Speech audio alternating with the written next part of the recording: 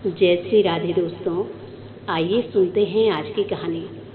एक बार धर्मराज युधिष्ठिर कहने लगे कि हे कृष्ण, वैशाख मास के शुक्ल पक्ष की एकादशी का क्या नाम है तथा उसकी क्या कथा है, इस व्रत की विधि क्या है, सो सब विस्तार पूर्वक कहिए। तब भगवान श्री कृष्ण कहने लगे कि हे धर्मराज, मैं आपसे एक कथा कहता हूँ जिसको महर्षि वशिष्ठ जी ने रामचंद्र जी से कहा था। एक समय रामचंद्र जी बोले कि हे गुरुदेव, कोई ऐसा व्रत बतलाइए जिससे समस्त पाप और दुख नाश को प्राप्त हो जाएं। मैंने सीता जी के वियोग में बहुत से दुख भोगे हैं, आप कोई ऐसा व्रत बतलाइए। तब महर्षि वशिष्ठ जी कहने लगे कि हे राम, आपने बहुत सुंदर प्रश्न किया है। आपकी बुद्धि अत्यंत शुद्ध और पवित्र है। यद्यपि आपके नाम का स्मरण करने मात्र से ही मनुष्य पवित्र और शुद्ध हो जाता है, लेकिन आपका ये प्रश्न लोकहित के लिए बहुत ही सुंदर है। वैशाख मास में जो एकादशी आती है उसका नाम मोहिनी एकादशी है। इस एकादशी का व्रत करने से मनुष्य सब पापों तथा दुखों से छूटकर मोह जाल से मुक्त हो जाता है।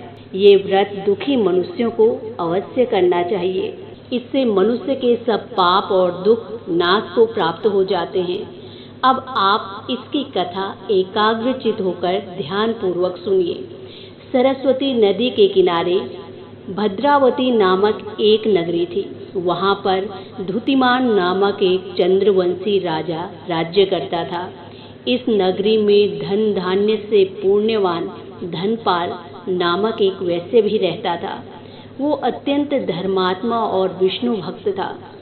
उसने नगर में अनेक भोजनालय, प्याऊ, कुआं, सरोवर, धर्मशाला आदि बनवाए थे और सड़कों पर आम, जामुन, नीम आदि के अनेक प्रकार के वृक्ष लगवाए। उस वैश्य के 5 पुत्र थे, सुमना, सद्बुद्धि, मेधावी, सुकृति और धृष्ट बुद्धि। इनमें से धृष्ट बुद्धि नाम वाला 5वां पुत्र जो था महापापी था। वो पितृ आदि को भी नहीं मानता था। वो वैश्या और दुराचारी मनुष्यों की संगति में रहकर जुआ खेलता, पर स्त्रियों के साथ भोग विलास करता और मांस का सेवन करता। इसके अतिरिक्त भी वो अनेक प्रकार के कुकर्मों से अपने पिता के धन को नष्ट करता था और वेश्याओं के साथ उनके गले में हाथ डालकर फिरता रहता।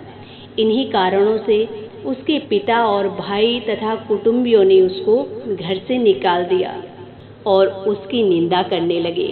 घर से निकाल देने के बाद अब वो अपने गहने और कपड़े बेचकर अपना जीवन निर्वाह करने लगा। जब उसका सारा धन नष्ट हो जाता है तो अब दुष्ट संगी साथियों ने भी उसका साथ छोड़ दिया और अब वो भूख प्यास से अत्यंत दुखी होकर रहने लगा। अन्य कोई सहारा न देखकर अब वो चोरी करने लगा। एक बार वो पकड़ा जाता है, लेकिन राज्य कर्मचारियों ने उसको वैश्य का पुत्र जानकर छोड़ दिया।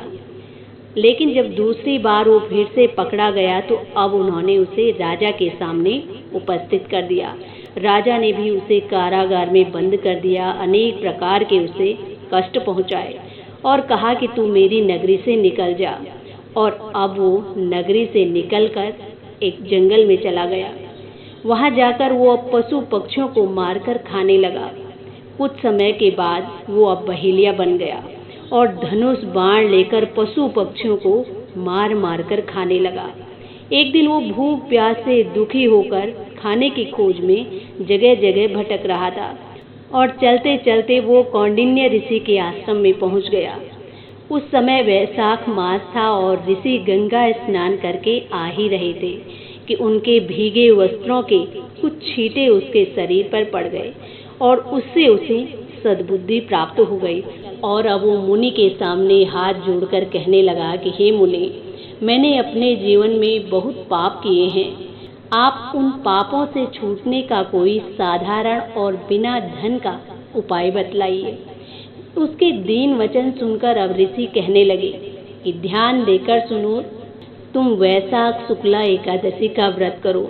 इस एकादशी का नाम मोहिनी एकादशी है और इससे तुम्हारे सब पाप नष्ट हो जाएंगे। मुनि के ऐसे वचन सुनकर वो अत्यंत प्रसन्न हुआ और उनके द्वारा बताई गई विधि के अनुसार उसने मोहिनी एकादशी का व्रत किया। हे राम, इस व्रत के प्रभाव से उसके सारे पाप नष्ट हो गए और अंत में वो गरुड़ पर चढ़कर विष्णु लोक को चला गया। इस व्रत से मोह आदि सब दोष नष्ट हो जाते हैं। संसार में इस व्रत से श्रेष्ठ अन्य कोई भी व्रत नहीं है। इसके महात्म्य को पढ़ने और सुनने मात्र से 1000 गोदान का फल प्राप्त होता है। तो दोस्तों, ये थी आज की कहानी। इसी के साथ जय श्री राधे, जय श्री कृष्णा, जय एकादशी महारानी।